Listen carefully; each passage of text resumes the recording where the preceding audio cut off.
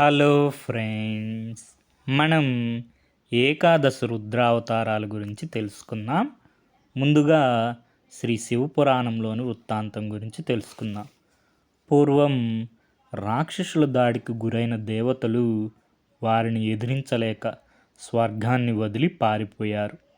ఏం చేయాలో దిక్కుతోచక అందరూ వెళ్ళి కశ్యప ప్రజాపతిని ప్రార్థించారు.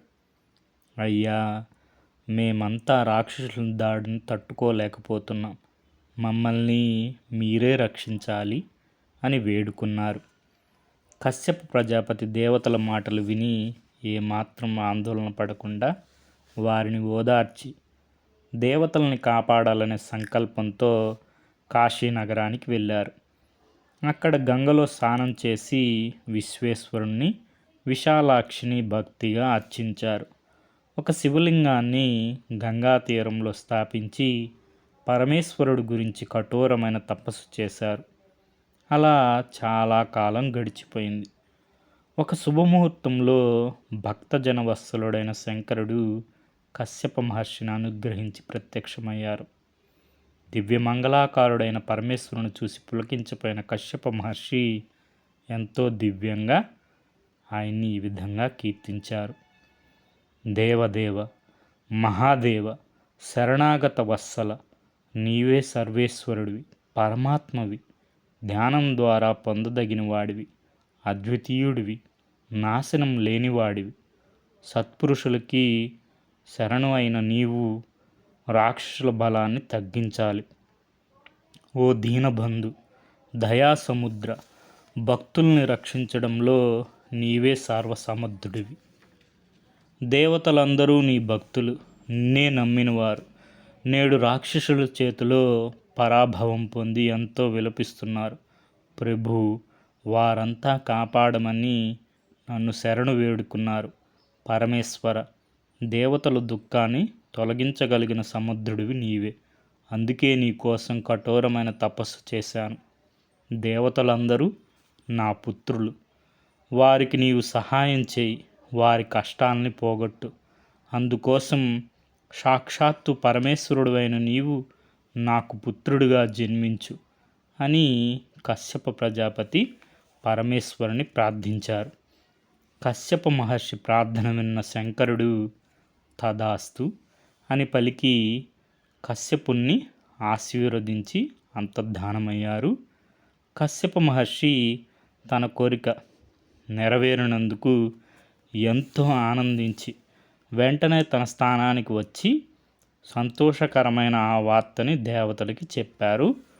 ఒక శుభముహూర్తంలో శంకరుడు కశ్యపుడికి ఇచ్చిన మాట ప్రకారం కశ్యపుడి వల్ల సురభి ద్వారా 11 రూపాలతో అవతరించారు. ఆ సమయంలో గొప్ప ఉత్సవం జరిగింది. దేవతలంతా ఆనందంతో సంబరాలు చేసుకున్నారు. సురభి ద్వారా పరమేశ్వరుడు ధరించిన 11 మంది కాపాల, పింగళుడు, భీముడు, విరూపాక్షుడు, విలోహితుడు, శాస్త, అజాపత్, అహిర్ధనుడు, శంభుడు, చండుడు, భవుడు అనేవారు. శివస్వరూపులైన ఈ 11 మందినే ఏకాదశ రుద్రులు అంటారు. వీరంతా దేవతల్ని రక్షించడం కోసం ఆవిర్భవించి వారి సుఖానికి కారకులుగా ఉన్నారు. కశ్యప పుత్రులైన ఈ ఏకాదశ రుద్రులు మహావీరులు. వీరంతా యుద్ధంలో దేవతలకి సహాయంగా నిలిచి రాక్షసులందరినీ సంహరించారు. అలా ఇంద్రాది దేవతలు తిరిగి తమ తమ లోకాలని రుద్రుల సహాయంతో చేరుకున్నారు. ఇప్పటికీ శివావతారులైన రుద్రులు స్వర్గంలోనే నివసిస్తూ దేవతలకి రక్షకులుగా ఉన్నారు. ఇది మనకి శ్రీ శివపురాణంలో ఏకాదశ రుద్రావతారాల యొక్క వృత్తాంతం. అదేవిధంగా మనం శ్రీ లింగ పురాణంలో ఏకాదశ రుద్రావతారాలు వృత్తాంతం ఇక్కడ ఉంది, ఒకసారి చూడండి. దానిలో భాగంగా ఏకాదశ రుద్రుల పేర్లు అజుడు, ఏకపాదుడు, అహిర్బుద్ధిమ్ముడు, త్వాష్ట, రుద్రుడు, హరుడు, శంభుడు, త్రయంబకుడు, అపరాజితుడు, ఈశానుడు, త్రిభువనుడు. ఏకాదశ రుద్రులు శ్రీ లింగ పురాణం ప్రకారం. అదేవిధంగా మనకి శ్రీ శివపురాణ ప్రకారం ఏకాదశ రుద్రులు. అదేవిధంగా మనం భారతంలో చూసుకున్నా కూడా సురభకి మార్తాండుని వలన జన్మించారని చెప్పి ఏకాదశ రుద్రులు.